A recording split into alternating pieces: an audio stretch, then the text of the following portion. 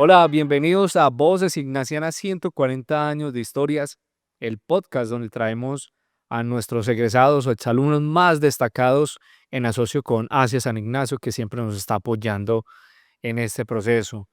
Pues hoy tenemos la dicha de conversar con Leondario Peláez Sánchez, quien es comunicador social, periodista y quien se ha dedicado gran parte de su carrera profesional al fotoperiodismo, con un recorrido en medios de comunicación como los periódicos El Mundo, El Tiempo, la revista Semana y también con una amplia participación en exposiciones por todo el mundo. León, pues bienvenido, hombre, gran recorrido y muchas gracias por aceptar la invitación. Muchas gracias, Daniel. Muchas gracias por la invitación a ustedes, al Colegio San Ignacio, donde fui egresado en el 81.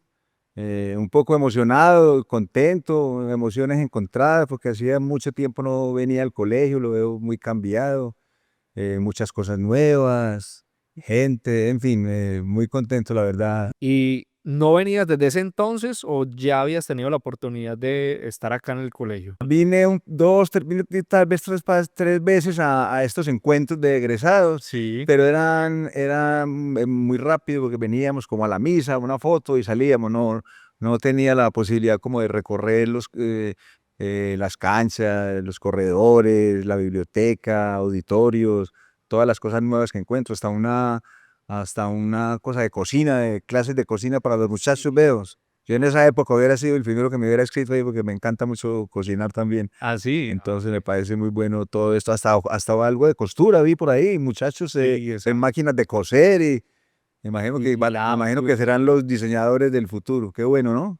sí, todas las aulas maker que están, pues, a disposición de nuestros estudiantes, de toda la comunidad realmente, es una gran apuesta.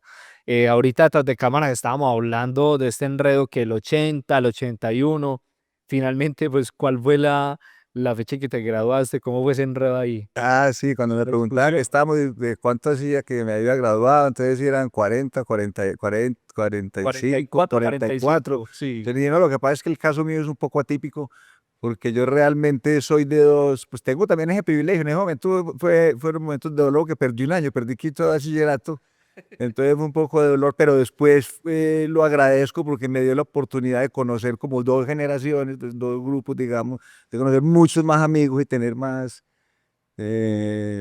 colegas, más parceros, más amigos, o sea, el doble de compañeros de grado, digamos. Entonces, por ese lado, ahora lo agradezco. Y de los dos grupos, tengo grandes amigos. Entonces, por eso fue la particularidad de haberme, digamos, graduado en 2 años, porque, digamos, yo estudié desde kinder hasta sexto, entonces hice desde kinder hasta quinto bachillerato con un grupo y después hice quinto y sexto con el segundo grupo, que fue con los que me gradué en el 81. Ajá, okey. Bueno, eso está muy enredado, pero bueno. León, ¿cómo recordás tu paso por el colegio San Ignacio? No, el paso por el colegio fue una experiencia muy linda, muy enriquecedora. Yo recuerdo cuando era muy niño, mi madre siempre quería que yo fuera ignaciano, no sé por qué. Yo empecé a estudiar el primer año como en el Ferrini, en kinder allá en el Ferrini, pero porque no había podido conseguir puesto mi madre acá, ella decía, no, yo quiero que usted sea ignaciano. Ella toda la vida, yo me acuerdo cuando era muy niño, quería que yo fuera ignaciano, no sé cómo se consiguió como un contacto, no tanto una rosca, sino un contacto con un sacerdote que vinimos a visitar acá al colegio. Sí. eh, y entonces, después de sí, unos exámenes previos y eso, me aceptaron, pero con una condición. Yo ya iba para kinder, digamos, y entonces la única condición era que no podía entrar a kinder, sino como a pre-kinder, o sea, un año antes. O sea Ajá. que ya por ese lado, ya Ya va 2 años dos. perdidos. O sea que yo salí de 20 años, por eso al final me decían el viejo, el cucho, el abuelo, o sea, entonces también fue muy particular. Entonces entonces yo entré un poquitico ya, digamos, un año mayor que los grupos, entonces todos los compañeros. Y desde que entré al colegio pequeño de San Ignacio, que era también un colegio muy particular porque se iba de pantaloncitos corticos y una chaquetica gris muy elegante, entonces parecíamos como doctores, pero éramos realmente niños. Y también teníamos unos overoles también para los recreos, entonces era como muy raro porque ningún colegio que yo conociera en esa época, ninguno tenía ni saquito, ni era de pantalón cortico, ni tampoco tenían overoles, era normal como... O sea, eran como doctorcitos y obreritos en entonces. Exacto, como entre doctores y obreros a la vez, era muy simpático. Y entonces entré al colegio pequeño, ahí hice pues hasta tercero elemental que se hacía, y ya después pasamos al colegio grande que era este, que es un colegio realmente, parece también como un campus universitario. Ajá. Nosotros nos vinimos a vivir también de niños aquí al barrio del Estadio, que era un barrio muy naciente, estaba como empezando a nacer, eran muchos lotes y se empezaban como a construir casas, entonces me quedaba, digamos, muy cerca y había mucha gente también del barrio del Estadio que estudiaba acá. Entonces siempre normalmente nos íbamos en grupo, una pandilla, casi éramos 10, 12, 15, 20, dependiendo del encuentro de salida o si otros se quedaban en otras actividades, pues extracurriculares o deportes o este tipo de cosas. Otros nos íbamos, en fin, pero normalmente siempre nos íbamos una patoneada por aquí, por el obelisco y seguíamos derecho y del obelisco para arriba. Ya empezaba a vivir la gente, 2 cuadras, después más arriba el velódromo y por todos esos lados siempre habíamos por ahí unos 20 compañeros que nos íbamos caminando. Fueron épocas muy bonitas y bueno, ¿qué más te cuento ahí de esa época? A ver. Contame cómo describís a la comunidad estudiantil y pues el ambiente del colegio cuando vos estudiabas acá. Era una comunidad pues que eran como otros tiempos. En esa época, por ejemplo, la gente no vivía en apartamentos, sino que vivían en casas, vivían en barrios y éramos todos como muchachos de esquina. Entonces la gente, los muchachos éramos todos, digamos, más extrovertidos, nos encantaba jugar, permanentemente corriendo, jugando fútbol en las calles, jugando básquet. Eh, Los muchachos de esquina bien. Muchachos de esquina bien, sí, al final ya también en otras épocas se fue complicando todo porque empezó a llegar más gente y la violencia empezó a llegar y ya nosotros nos quedó también ya la adolescencia y las cosas también se complicaron en todas estas esquinas, digamos, pero, pero era una vida muy de niños, muy sana, muy divertida, muy aventurera, ¿cierto? Nos gustaba correr mucho, ir a cine. San Ignacio también se volvía como un epicentro. En esa época no habían casi centros comerciales. Entonces San Ignacio también era como un epicentro. Como aquí los domingos, digamos, los viernes y los domingos estaba el teatro y había películas de cine. Casi siempre, o películas de vaqueros muy buenas, todo eso de películas de vaqueros, y también películas de las Semanas Santas, todas esas películas de las pasiones de Cristo y la pasión de Cristo, en fin, todo este tipo de cosas. Y eran todas películas, digamos, muy bien elaboradas y en pantalla gigante, un sonido extraordinario. Para nosotros de niños, pues de 10, 12, 14 años, eso era un sueño y lo disfrutábamos mucho, incluso veníamos, no solamente era para los ignacianos, yo podía invitar todos los amigos del barrio que eran de otros colegios y veníamos sobre todo los sábados y los domingos eran los viernes como para los estudiantes y los domingos había una función más familiar y más para los amigos y la gente, los vecinos y entonces era maravilloso pues disfrutar de las películas. También estaban pues la unidad deportiva pues de acá del colegio que era excelente, era unas canchas de fútbol, era una cancha de fútbol profesional con tribuna, con pista atlética. Aquí también entrenaban muchos equipos profesionales, Nacional, Medellín, la Selección Colombia incluso entrenaba también muchas veces acá. Nosotros pedíamos los autógrafos, en fin, era una fiesta. Aquí conocí yo personalmente a Willington Ortiz, ¿a quién? Al Guajiro, al Iguarán, pues, al Guájaro, todos estos jugadores que eran de esa época, que eran las estrellas, pues, los ídolos de nosotros en esa época. Y también entrenaba Nacional y Medellín, entonces era todo eso muy divertido. Y diga usted también lo que eran las fiestas de los colegios, esos campeonatos que hacíamos acá contra el San José, contra la Bolivariana, contra el Calazán, eran unos clásicos, no tanto en fútbol, sino también en voleibol. Ese coliseo era a reventar y era magnífico todo eso. Era una vida muy sana, muy deportista y donde la gente, todos los estudiantes la pasábamos muy bien realmente. León, ¿cuál es ese profesor que te haya marcado mucho en tu época de colegio? Pues San Ignacio tuvo profesores excelentes, tuvo profesores muy buenos. Yo recuerdo mucho, por ejemplo, a Darío Pérez. Darío Pérez era un profesor de física. Yo creo que era tal vez para mí el profesor más completo. Ujú. Yo era muy malo para las matemáticas. Yo era muy Sí. malo, digamos, para la trigonometría, para el cálculo, para la química, era regularcito, no era muy bueno.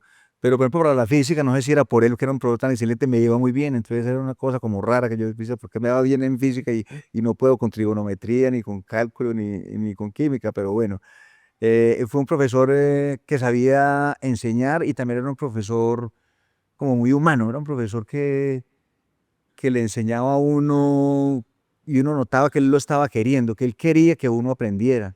Ajá. Y así era, y así lo entendí, y por eso me iba como viene en física. Y él no era como tan notero, no se preocupaba mucho por la nota, simplemente era salga al tablero y tan, y si uno no sabía, le explicaba y así, hasta que lo hacía entender a uno en el tablero. No era de esos profesores que le gustaba o que gozaran, pues, corchándolo a uno y poniendo ceros o unos o dos como otros, pues sí, como William Echenique, por ejemplo, que era profesor de matemáticas, que ese sí era feliz poniendo ceros, unos, dos. Yo era el especialista pues en sacar esas notas también. Vos le dabas gusto. Me da gusto, lo mismo que el profesor de química también, Carlos Mario Vélez, creo que llamaba, también me iba muy mal en química, él también me daba muy duro. Y yo digo que también me iba un poco regular en esas materias porque yo también era muy deportista. Entonces yo jugaba, estaba pues en el equipo de fútbol del colegio, en los del grupo también, pero yo también a la vez era atleta también, digamos, de alto rendimiento. Yo ya corría pues con la selección Antioquia y con el colegio, todos los intercolegiados, los departamentales. Hugo Villegas era el entrenador Sí. y con Hugo estuve prácticamente por ahí unos 5 o 6 años, desde de infantil a infantil, de 4 años, los dos infantiles y los dos juveniles corriendo. Y entonces los entrenamientos eran duros, había que entrenar, había que salir de clases de acá a las 3 4 y entrenábamos hasta las 6 6 y media. Yo llegaba todos los días, yo vivía pues cerca del estadio, yo llegaba todos los días a la casa prácticamente de noche, muy cansado y ya no me provocaba pues casi ni estudiar ni coger libros, llegaba muy cansado. Entonces ahí me quedaba, me ponía a estudiar y me quedaba dormido y entonces claro, a los exámenes me iba súper mal, en muchos exámenes me iba mal, sobre todo pues en matemáticas, en cálculo y en química. Pero entonces la ventaja un poco que yo tenía era que Hugo me ayudaba pues mucho. Hugo era muy amigo de los profesores y ya al final ya de los meses y de los años, él siempre le decía a los profesores que me pegaran la empujadita, pues yo siempre estaba en el 5.8 en el 5.7 y entonces ahí siempre me pasaban como en 6 raspado hasta que allá pues en el 80 sí no me la perdonaron y sí te tocó repetir un año. Ay, Ese año fue muy particular, esa fue una como de las anécdotas grandes sí. porque en el colegio el que perdía el año se tenía que ir obligatoriamente. Fuera el hijo del que fuera quien fuera, se tenía que ir. El que perdía el año se iba. Ah, no había No refuerzo. había, ahí no había nada. Pues se hacían unos cursos, pero ya el que perdía esos cursos, pues remediales, lo que llamaban, ya el que Ajá. perdía esos cursos también, pues, el que perdía el año se iba. Y justamente ese año el Ministerio de Educación sacó una ley, que solamente creo que fue en ese año, en el 80, de que, bueno, pues ya empezaron a salir todos los problemas de los traumas de los estudiantes, y en fin. Entonces, que para que los estudiantes no se traumatizaran y fuera un golpe muy duro cambiar de colegio, salió una ley de que no se podía echar a nadie. Y esa ley solamente duró ese año. Entonces, por eso fue una anécdota muy simpática y entonces no me pudieron echar. Te salvó Entonces la me tocó campana. repetir ahí, bueno, y como te contaba al principio, fue muy rico y muy chévere porque al principio me daba pues un poco de pena repetir y ver mis otros compañeros más adelante y yo ahí atrás, pero fue tan lindo todo porque empecé a hacer una amistad tan grande con el otro grupo y tenía los otros amigos, entonces ya salía y ya tenía era como el doble de amigos de todos, entonces mientras yo estaba con los de quinto nuevo, ya los de sexto también, entonces yo al final ya tenía era una gran cantidad de amigos y esa parte fue muy bonita. Bueno, y esas actividades, esos deportes, pues que hacías vos, ¿hacían parte de las extraclases o estaban metidas en el currículo? ¿Cómo funcionaba eso, pues, y cómo llegaste vos a participar ahí? No, el colegio hacía normalmente, tenía pues las clases normalmente de educación física Ujú. y en esas clases pues teníamos unos profesores muy privilegiados, unos profesores de educación física muy, muy buenos. A mí me tocó, por ejemplo, con Francisco El Cobo Zuluaga, que fue pues de la generación del Dorado, jugó en Millonarios, fue selección Colombia y él ya sus últimos años trabajó acá también y era entrenador de los equipos de fútbol. Nos tocó también con Marroquín, que fue entrenador de las juveniles de la selección Colombia juvenil, donde salieron pues esa cantidad de jugadores, Sí. Treyes, eh, un montón de jugadores de esa época, Jonales Castaño, en fin, todos los jugadores jóvenes de esa época.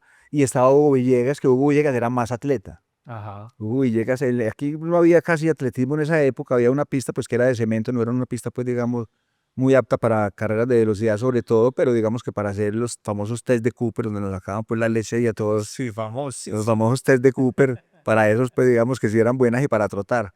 Ya para digamos carreras de velocidad no era tan apropiada, pero bueno, digamos que Hugo por su temperamento y su carácter de atleta, él era un atleta selección Colombia, él fue campeón bolivariano, representó a Colombia en Panamericanos y en Bolivarianos, y alcanzó a ser campeón bolivariano, si mal no recuerdo, un par de veces, medalla de oro y medalla de plata, él corría 800 y 1500 planos, y a la vez era el entrenador de la selección Antioquia de esas categorías, se llamaba como medio fondo. Entonces él empezó a implementar mucho el atletismo acá, porque ese era su fuerte, digamos, entonces de ahí empezaron a salir muchos atletas, en adelante de nosotros salieron varios atletas así como de departamentales. Yo me acuerdo que había un corredor de 800 y 1500, muy bueno, llamado Juan Carlos Jaramillo, un médico también, después especialista en hombro, era como de la generación con el que yo entrenaba pues todos los días. Estaba también Álvaro Ramón Ospino, que ese fue compañero mío de clase, que él era más especialista en 400 metros plano, y estaba yo, que era más especialista en velocidad, yo corría 100 y 200 metros planos. Entonces, después de hacer muchos chequeos acá, pues con la gente, pues digamos que nosotros éramos los tres que empezamos como a sobresalir, y los que competíamos, digamos, pues con otros lógicamente ya en postas y otros, pero digamos que mejor nos iba, digamos, eran a estos tres atletas, y corríamos pues todos los intercolegiados, departamentales, zonales, regionales, en fin.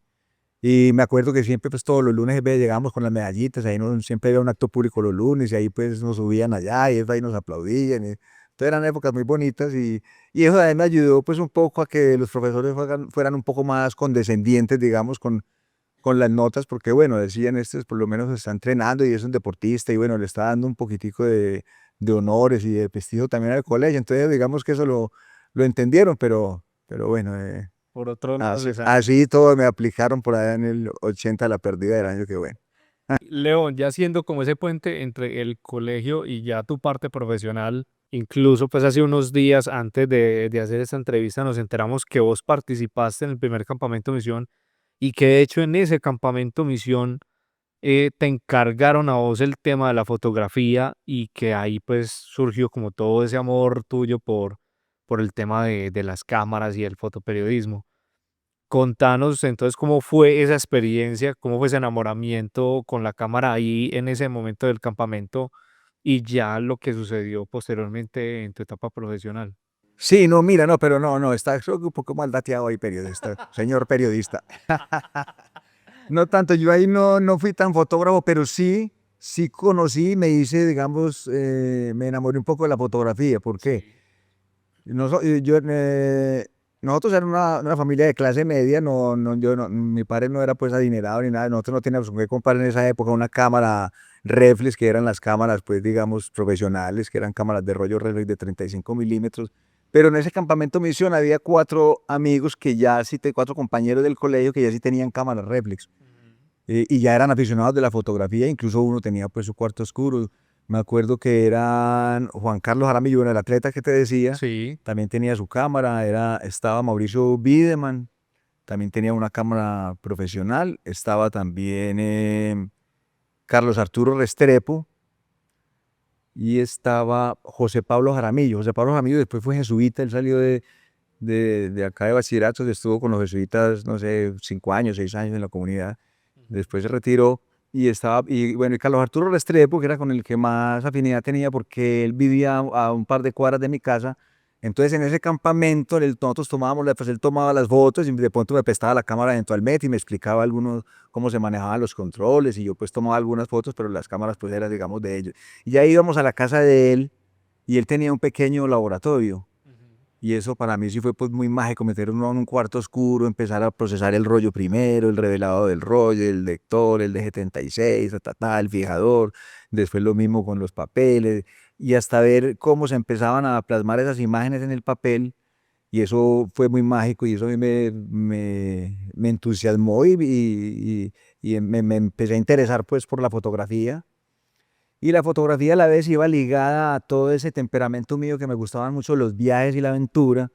desde muy joven y como yo de alguna manera les llevaba pues como un año o dos casi a ellos, yo también era, y mis compañeros perdón, mis compañeros, no, mis amigos del barrio, de la cuadra, eran un poco más también más adelantados incluso que yo, entonces nosotros teníamos la capacidad de ponernos a ir a viajar desde los 15 y 16 años a la costa, entonces nos íbamos para los boletes a acampar, para Coveñas, desde muy jóvenes, cuando eso todavía casi que no lo hacían, digamos, los compañeros de nosotros. Ajá. O ellos sí iban pues seguramente a sus cabañas, algo, porque sí, muchos de ellos eran personas pues de muchos recursos. El colegio de San Ignacio se caracterizaba mucho porque había gente muy adinerada y gente pues de empresarios, gente pues muy importante. Nosotros éramos más una clase media, pero yo sí me quiero un barrio donde la gente era, digamos, pues, más clase media, pero éramos todos muy aventureros, nos encantaba la acción, entonces viajábamos mucho. Y entonces ya, incluso después cuando terminamos el bachillerato, nosotros nos fuimos casi que echando dedos, fuimos hasta La Paz, Bolivia. Corrimos 3 países a los Uy, 18, 19 años, 20 años, y nos fuimos como un mes y medio, andando, sí, como un mes y medio, y ya llegamos pues como ya a entrar a la universidad. sí. Entonces siempre desde esa época yo ya tenía una camarita ya pequeña también, ahí también ya empecé a hacer fotografías de ese viaje, me empecé a interesar más. Y en estos campamentos misión también fue muy importante. Ese campamento estaba dirigido y coordinado por Carlos Alberto Romero, que era un sacerdote jesuita, del que tengo los mejores recuerdos, porque con ellos nosotros siempre los campamentos los hacíamos normalmente en las vacaciones de julio, en las Semanas Santas y en diciembre. Entonces nosotros muchas veces sacrificábamos con las familias estas épocas que eran tan importantes, los diciembre, los 24, los 31, las Semanas Santas a veces. Nos íbamos a pasarlos con las comunidades eh, campesinas. Y todavía se hace Y también. todavía se hace. Ah, que Sí, iba a preguntar eso. Todavía sí, está el sí. campamento.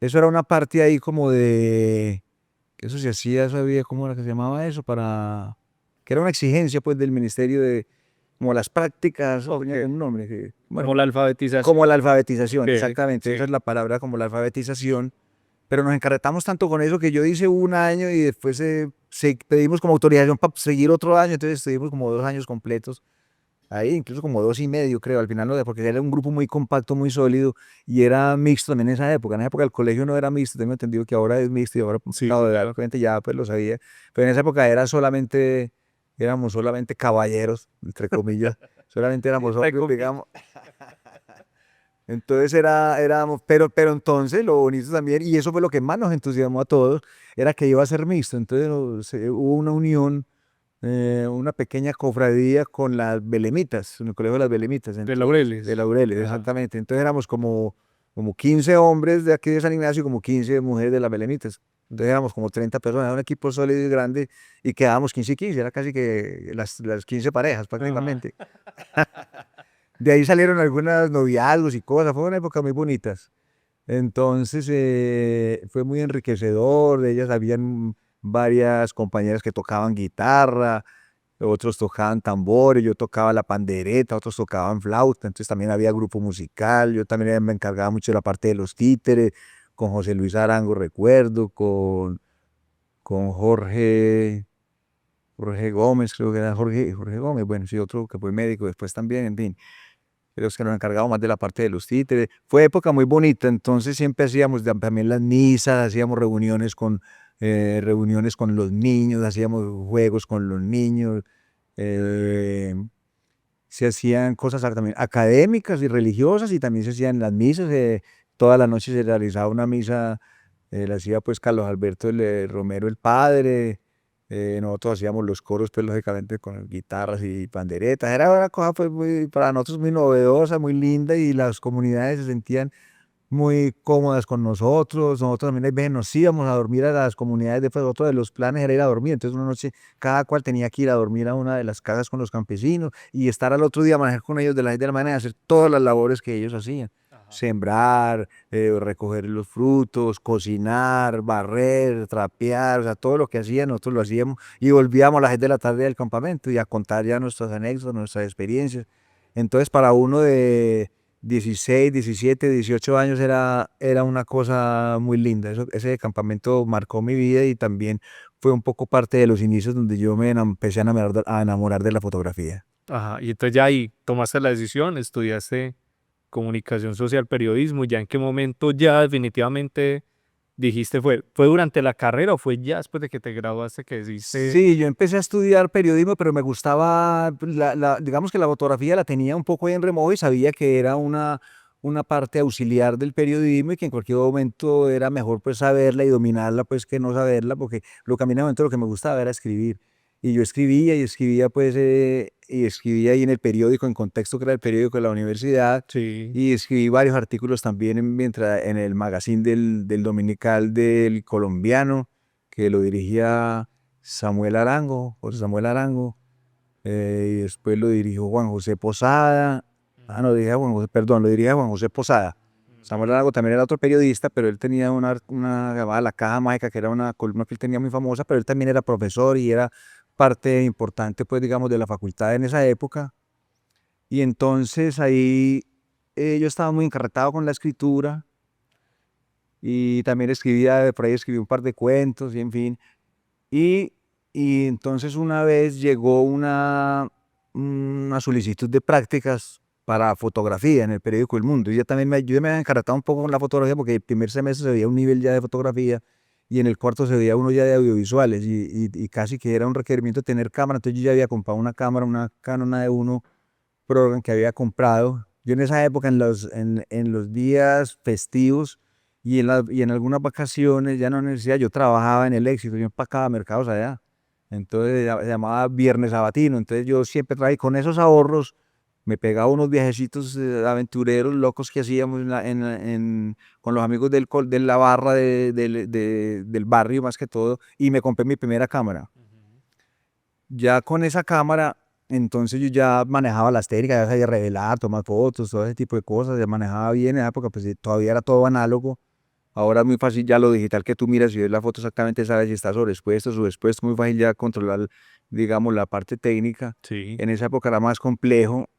Sin embargo, entonces salió una solicitud para hacer unas prácticas en El Mundo.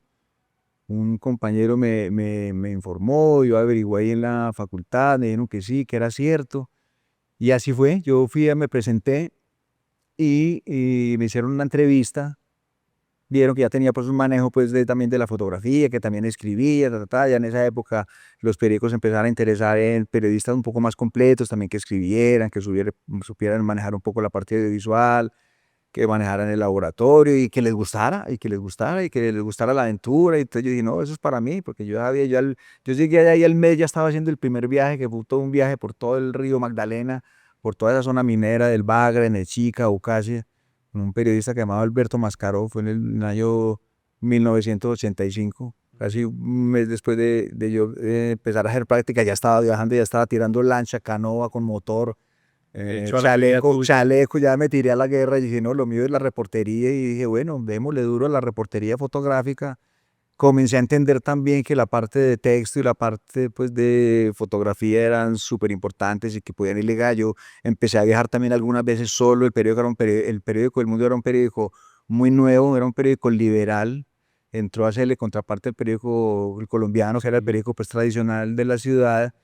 Entonces era gente toda muy joven, éramos todos los muchachos, casi que todos pues recién egresados de las facultades de tanto de la Antioquia como de la Bolivariana, que eran las dos únicas facultades que habían en el momento. Y ahí se comenzó a crecer ese proyecto y como a madurarlo ya bajo la dirección de Darío Arizmendi, que él había salido del Colombiano y ahora estaba dirigiendo este proyecto que tenía gente muy importante en la cabeza, pues como el mismo García Márquez, que fue pues de los líderes, Raúl Aguilar Rodas, que fue uno de los principales accionistas, en fin, gente, líderes muy importantes de talante liberal, ¿cierto? El periódico empezó a crecer y de un momento a otro nosotros nos veíamos ya publicando 45.000 ejemplares, 47.000 ejemplares en 8 o 10 años, cuando el colombiano publicaba 60, o sea que casi que en 10 años estábamos pues así de alcanzar al colombiano, Pisándole los talones. pisándole los talones. Eso fue muy importante para el periódico empezó a tener muy buena pauta y todo.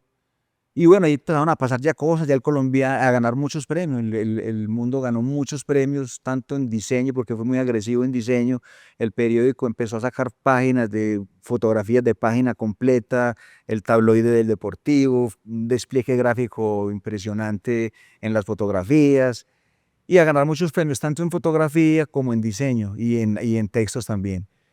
en la parte de economía ganó muchos premios. Entonces el colombiano se empezó a interesar también por todos estos periodistas solamente para agrandar su poder también, digamos, editorial y también para aminorar un poco el poder que estaba agrandando el mundo. Entonces fue como una estrategia que utilizó el colombiano y se empezó a llevar toda la gente, todo el que ganaba premios se lo iban llevando, tan, tan, tan, tan. Entonces el mundo empezó ya a decaer un poco, pero bueno, a mí me tocó, digamos, la época gloriosa del mundo. Me tocó viajar mucho con ese periódico, conocí mucha parte del país, empezamos a ir a las primeras vueltas a Colombia, en esa época se lleva los clásicos RCN, se lleva las vueltas del Grupo Radial Colombiano, se lleva las vueltas de la Juventud, del Porvenir, o sea, se cubría pues prácticamente todo. El periódico cubría los partidos de Nacional y de visitante, normalmente esos partidos mandaba era el fotógrafo para ahorrar precios, pero los fotógrafos ya también escribíamos, entonces era un despliegue más gráfico con unos textos muy breves. Entonces eso también empezó un poco ahí a contrarrestar con el colombiano que mandaba periodistas, entonces los textos eran muy grandes y pocas fotos, entonces en el mundo era al revés, entonces los despliegues eran de fotos, bastantes fotos y unos textos muy breves, pero muy contundentes de lo que había sido el partido, digamos. Ajá. Y luego ahí pasaste ya al tiempo. Sí, ahí por ejemplo, sí, ahí fueron cosas muy importantes. En el mundo, por ejemplo, fue muy importante. Yo, ese primer año, por ejemplo, me tocó, yo estaba pues recién llegado casi que al mundo, me tocó un concierto de Willy Colón. Yo fui, pero fui a ver el concierto, pues pagué mi boleta y entré, me llevé una camarita pequeña con un lente normal, la llevé ahí en una mochilita normal. Resulta que Willy Colón no llegó a ese concierto, ¿por qué? No sé, al fin el vuelo no llegó, pasó algo, no salió cumplido, el caso fue que no llegó a tiempo. Ujú. La gente estaba al principio muy calmada allá en la tribuna y él vista de que ya era 1 hora, 2 horas, 3 o 4 horas, ya eran las 12 de la noche y él nunca llegó. Claro, la tribuna se tiró a la tarima, cogió todos los instrumentos, los destrozó, las sillas, acabó con todo.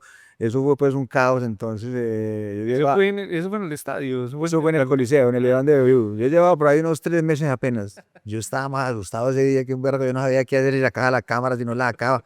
Al final, como yo estaba en la tribuna, empecé a tomar unas fotos desde ahí, desde la tribuna, pero se veía puesto y después bajé un poco también allá de la tarima, alcancé a ver unas fotos. Yo guardé eso, tomé como medio rollo, 15, 20 fotos. En esa época no se tomaban muchas fotos porque los rollos valían, yo no tenía ni siquiera permiso para utilizar el rollo, estaba pensando que me iban a regañar al otro día inclusive. Tanto que al otro día llegué y revelé esas fotos y nadie había enviado ningún fotógrafo. El colombiano no ha demandado, pues el mundo tampoco. Y creo que pues todavía yo creo que no existía ni Teleantioquia. Entonces no había tampoco televisión. El caso fue que al otro día nosotros se supo, pues, porque yo también el colega llamó, al otro día empezó a llamar a las agencias internacionales, a PFP, Reuters, a llamar al periódico. Vea, pues nos dijeron que habían visto al fotógrafo del mundo allá, que sí, sí es cierto, tin, tin. El caso fue que esas fotos pues valían una plata porque eran agencias internacionales, las pagamos bien, el mundo digamos, las vendió esas fotos, ¿cierto? Salieron primero en las agencias internacionales que en el mismo periodo, porque nosotros tocó esperar hasta el otro día que salieran. Ajá. Entonces eso fue, digamos, ya eso me llenó un poco a mí como de valentía y de arroyo, y eso, uy, véame lo que me tocó porque pues, chévere. Entonces fue una experiencia linda. Y después me tocó otra también, ya el otro año fue muy bonito porque vino el Papa Juan Pablo II. Eso fue tal vez lo más bonito que me pasó a mí en el periódico El Mundo porque yo también ya apenas llevaba un año también y me tocó ir a cubrir la llegada del Papa a Armero. Eso fue un año después de la tragedia de Armero. Un año exactamente, creo que fue en junio del 86. Y resulta que yo llevaba pues una cámara, la cámara mía, que era con la que estaba tomando en el que tomé el blanco y negro, y me prestó otro amigo del barrio, me prestó una cámara en color. Una cámara que incluso no, los lentes no coincidían. Yo tenía una cámara Canon y él me prestó una Fuji. Y entonces tenía yo lentes solamente. Yo ahí me tocaba defenderme con lo que pude. Eh, lo raro con esa cámara que el amigo me prestó era que tenía en esa época, estaban saliendo las cámaras como con lo que decías día, hora y fecha, pues, Sí. el día, el mes y el año de tomar la foto. Y yo no sabía que eso tenía esa vaina. Eso la gente lo tomaba para que la foto cuando usted le imprimía las saliera ese datico. Ajá. Yo mandé esos rollos, pues también fue un talle muy bonito que fue con Jaimar, que en paz descanse, un fotógrafo del colombiano. Yo tenía que ir para Cali. Creo que el Papa seguía para Cali. Yo no venía para Medellín o no podía venir, no tenía transporte porque El Mundo era un periódico todavía pues muy pobres, solamente teníamos un carro. El colombiano sí tenía sus carros y Jaimar venía en ese carro y él se devolvía automáticamente. De Armero a Medellín habían creo que 5 horas. Eso fue por la mañana, o sea que a la 1 de la tarde él salió para Medellín, estaría llegando aquí a las 6 de la tarde, era apenas justo para revelar y el periódico se iba. Entonces yo le dije a él, hermano, ¿me podés colaborar? Llévame estos rollos a Medellín. Eso, pues, eso se hacía como entre colegas, eso incluso no era pues como legal ni permitido, pero uno, ¿qué más iba a hacer usted en Armero en la mitad de la nada? Y hermano, y, uno, pues, y eran colegas, entonces me dice, hágale pues, no le vaya a decir a nadie, hermano, que yo le llevé esos rollos y trin. Caso fue que yo después llamé pues al mundo, vean, pilas, llamen a Jaimar, que él los va a llevar al colombiano para que lo recojan, así fue, lo recogieron, ta, ta, ta, ta. Así fue, yo al otro día, yo mandé los rollos y nada, cuando yo al otro día llegué, estaba en Cali, en esa época los periódicos circulaban todos. Yo llegué a una chaza de ellas y yo veía, él estaba El Espectador, El Siglo, El Tiempo, El Mundo, El Colombiano. Cuando yo veo la foto del colombiano de una página entera, yo, una página entera, no había publicidad, una página entera la foto.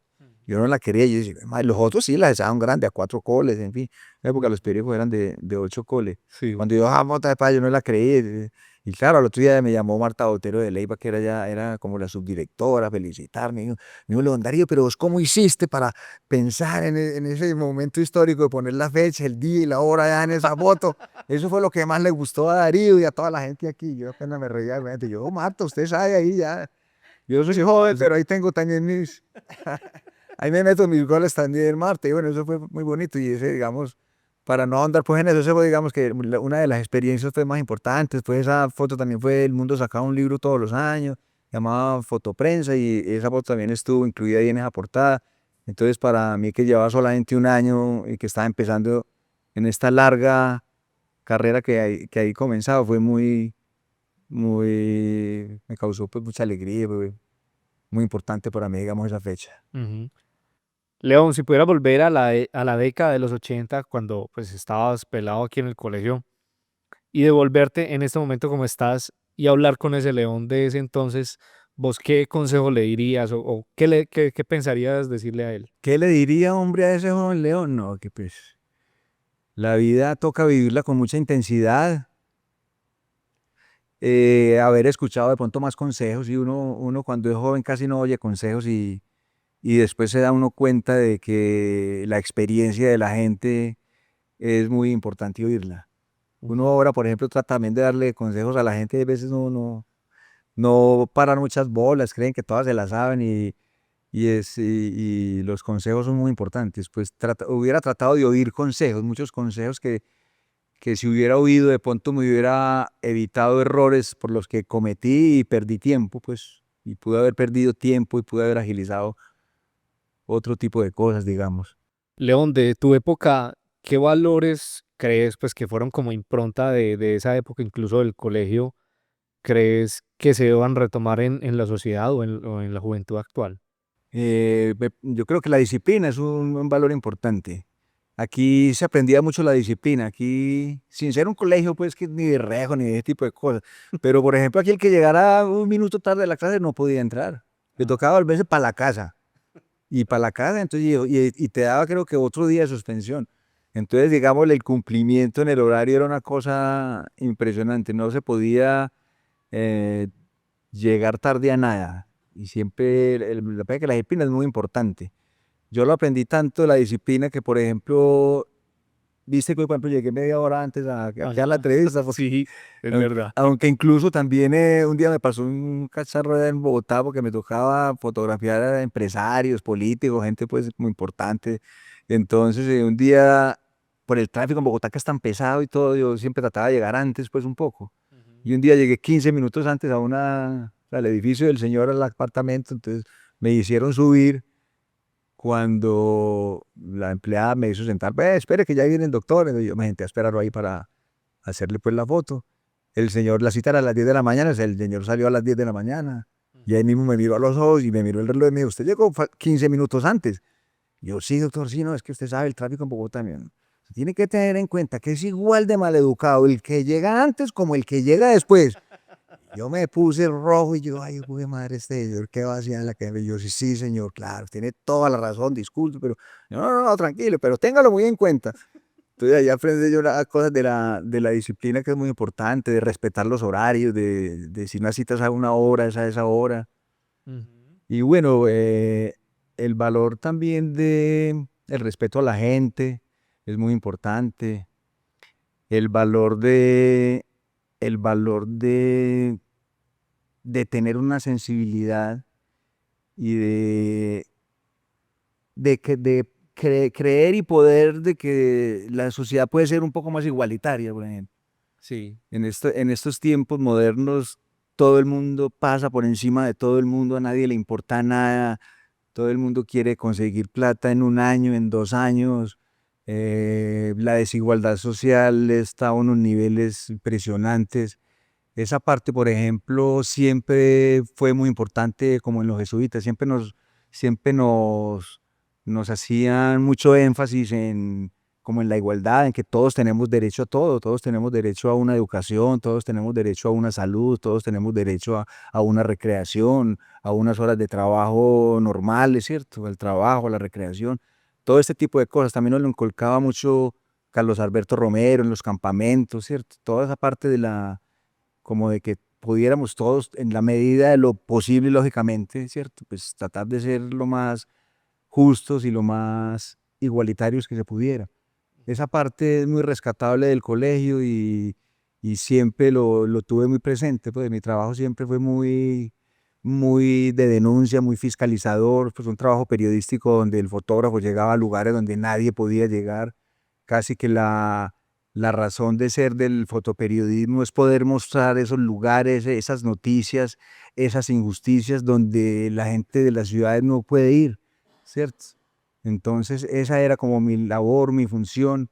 Es una labor muy social y eso se va dando se dio mucho en formación académica en el colegio, ¿cierto? Me formé mucho con esas partes del campamento misión que ojalá continúen, o me dijiste que siguen continuando porque es muy importante y es de un valor porque además te enseña a conocer la gente, el pueblo, los campesinos, la gente que uno normalmente ya no está ni acostumbrado a ver porque ya ni siquiera existen fincas, ya ahora pues hay es condominios y cosas de las fincas de antes de los abuelos que era que vos podías ir, ordeñar con el mayordomo, eso ya casi ni existe tampoco, ya estamos un poco como en Estados Unidos que los niños no saben de dónde viene la leche ni de dónde vienen los huevos y ese tipo de cosas, entonces es muy lindo que se sigan haciendo esos campamentos y esa parte pues que me tocó vivir a mí, como te digo, como que me ha tocado vivir durante más de 30 años como fotoperiodista, recorriendo todo este país de arriba a abajo, de oriente a occidente, selvas, pantanos, páramos, desiertos, todo lo que tú quieras, durmiendo en lugares más insospechados, ¿cierto? En, las incomodidades más fuertes del mundo también, también muchas comodidades también, porque la virtud del fotoperiodismo, o la virtud no, pues, o sea, lo que nos tocaba vivir era, un día podías estar en un hotel de 5 estrellas, financiado por una petrolera que te estaba haciendo un publireportaje, y al otro día, pues, podías estar durmiendo en un campamento guerrillero, con un hueco de 2 metros de profundidad, del tamaño de un ataúd por si hay un bombardeo, meterte ahí, por ejemplo, Uy, o durmiendo en un mosquitero en los Montes de María con un batallón del ejército, o durmiendo al lado del río Putumayo en una base militar de la policía, esperando los ataques de la subversión, en fin, eran un montón de momentos extremos que me ha tocado vivir, duros, fuertes, vivir todas estas marchas, por ejemplo, que se vivían en Bogotá, bueno, en todo el país, pero todas estas marchas de estudiantiles, obreras, campesinas, indígenas, que eran marchas muy difíciles de cubrir porque tú salías del periódico, de la revista a las 8 de la mañana, a las 6 de la tarde ya todavía estabas cargando equipos, sudando, transmitiendo fotos, y a las 6 de la tarde ya cuando tú pensabas que ibas a regresar a tu sede de trabajo y después a tu casa a descansar, empezaban ya los problemas, que salieron los de la Nacional, que salieron las papas, que empezaron a incendiar buses, que entonces devuélvase otra vez y siga y trague gases lacrimógenos. Eran momentos muy difíciles y así se vivieron muchos años. Después tú llegabas a las 8 9 tenías que ponerte a revelar si era con rollos o a revelar digitalmente también y quedarte 2, 3 horas más, ¿cierto? Igual que los cierres de la revista, los cierres de los periódicos también son dispendiosos. Nosotros no teníamos nunca horario en los medios. Los horarios en los medios, eso era, tú llegabas, entrabas a las 6 7 8 de la mañana y no sabías a qué hora salía. sí. En semana, por ejemplo, me tocaban horarios los cierres de la revista cuando la revista se hacía con película. que era análoga, que tocaba revelar diapositivas. Si había que tomar, si llegaban fotos a las 8 de la noche, a las 9 de la noche, había que revelarla. Los cierres normalmente, nosotros terminábamos los cierres a las 8 de la mañana del otro día, del sábado. O sea que yo esos viernes eran 24 horas seguidas, sin parar. Uy, De 8 de la mañana de un día a 8 de la mañana del otro día, 24, o sea que eran 3 jornadas laborales. ujú. Y ahora están peleando por 2 o 3 horitas extras o nocturnas o no nocturnas. Está todo lo que ha cambiado la vida. ¿Cuánto me hubieran pagado en horas extras a mí si me sumaran esas 24 horas diarias que trabajaba? El periodismo era complejo y era difícil y eso, pero lo hacíamos con mucho amor y con mucho cariño y creo que fue un trabajo que todavía lo sigo haciendo pues ya desde otra arista, pero lo sigo haciendo con Y mucho que se cariño. nota el amor, es verdad. Bueno, León, y ya para cerrar vamos a hacer una ronda de preguntas y respuestas rápidas. Entonces, a la pregunta que te haga, contestas con una frase corta. León, un fotógrafo o reportero gráfico que admires. Hay muchos, pero bueno, digamos que Robert Doisneau es un fotógrafo francés que yo admiro y respeto mucho por todo su trabajo como urbano. Es un fotógrafo por ahí de los 40 a los 80, muy importante. Y Ok. en Colombia está, digamos, Leo Matiz, está Nereo López, está Carlos Caicedo. Y hay un fotógrafo, pues, que sí es como el top de los top, que es Sebastián Salgado, un fotógrafo brasilero que respeto mucho, que su obra es, mejor dicho, gigantesca. Yo creo que ese es el Nobel de los Más Nobel duro. de los Nobel de los Nobel de la fotografía. Ok. Retratar ambientes o personas. Personas, yo soy fotógrafo documentalista y casi que todo mi trabajo se ha desarrollado que el protagonista es el ser humano, entonces las personas. Un lugar que te encante fotografiar. Yo me he sentido muy cómodo trabajando, por ejemplo, con las comunidades indígenas. Por ejemplo, en La Guajira he visitado bastante todo, la Alta Guajira, la Mediana Guajira, el Cabo de la Vela, toda esa parte de Nazaret. En La Guajira es un lugar que siempre me siento muy agradecido yendo y fotográficamente es una región muy agradecida conmigo. Y también las ciudades, todo lo que te ofrecen las grandes ciudades, las grandes urbes, las grandes capitales, no todo lo Bogotá, Nueva York, Madrid, Ujú. Barcelona, en fin, las grandes ciudades como tal, Sao Paulo, Río, son ciudades que por México, por ejemplo, México es una ciudad que te enloqueces tomando fotos. Entonces, digamos, las ciudades donde hay mucha gente y se ve mucho rostro, Muy donde hay urbanizado. mucha fauna humana, como digo yo, pues para fotografiar de una forma En las ciudades figurativa, que... así, como una selva de cemento, la fauna humana es impresionante, son ciudades, en Bogotá trabajé mucho, ahora que estoy ahora que volví a Medellín después de 30 años de vivir en Bogotá, estoy otra vez reincorporándome otra vez como con Medellín, volviéndome a enamorar de Medellín y de sus pueblos, pero Bogotá fue una ciudad en la que pude trabajar mucho la fotografía urbana. Ujú. León, Canon, Nikon o Sony. Yo siempre he trabajado con la primera etapa de mi vida con Nikon, trabajé hasta el periódico El Tiempo, El Espectador. Bueno, siempre he estado entre Nikon y Canon, digamos las dos. Sony no, nunca la he trabajado, dicen que ahora es lo máximo, lo mejor, pero yo sigo ahora trabajando incluso con Canon. Te quedas con Me he Canon. quedado con Canon, sí. Listo. Un evento cultural colombiano que ningún compatriota se puede perder. Las fiestas de San Pacho en Quibdó. ¿Algún elemento infaltable en tus trabajos fotográficos? Un elemento infaltable, yo creo que el humor también. Mi fotografía tiene mucho humor. Y trato de que además de que sea crítica social y que sea una fotografía de denuncia también, una fotografía fiscalizadora, casi todos mis trabajos son trabajos un poco como de bajos mundos, pues también he trabajado mucho en cárceles, mundos marginales, manicomios, todo ese tipo de cosas, entonces trato, como son temas tan tristes y tan sórdidos, digamos, trato también de meterle mucho humor pero un humor, digamos, cáustico también y humor bonito también, humor también natural, porque la vida se presta para este tipo de cosas naturales, donde hay tanto dolor y tanta tristeza, también el humor tiene sus aristas y sus punticos, sus destellos, que hay que aprovecharlos gráficamente también. Así es. Bueno, León, pues muchas gracias por acompañarnos aquí y por contarnos tus historias, que son bastantes, pues, pero obviamente por el tiempo muchas se nos quedan por fuera, pero de todas formas, muchas gracias por abrirnos el espacio, tu corazón y pues todo esto que tuviste por contarnos. Muy agradecido por todas las vivencias que tuve aquí en mi niñez y en mi adolescencia y bueno, invitarlos a todos a seguir viendo esta serie de ignacianos y yo creo que de todos vamos a aprender un poco. Yo por allá he visto ya algunas y de todos he aprendido y he descubierto compañeros y bueno, ahí seguimos adelante y bueno, les deseo lo mejor a todos. Y a ustedes, muchas gracias por acompañarnos en este capítulo de Voces Ignacianas, 140 años de historias. Nos vemos en el próximo episodio. Que la pasen bien.